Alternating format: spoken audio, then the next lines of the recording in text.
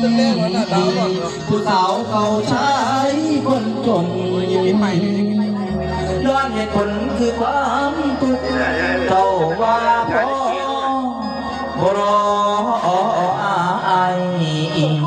ละเจ็บแต่ตายแต่บอกเคยลืมเจ้าภาพยังตาเป็นเงาผู้สาวอายเขาได้แต่งละยำกินหอดแห้งแห้งพออยากมองขึ้นฟ้าให้เธอโหหับ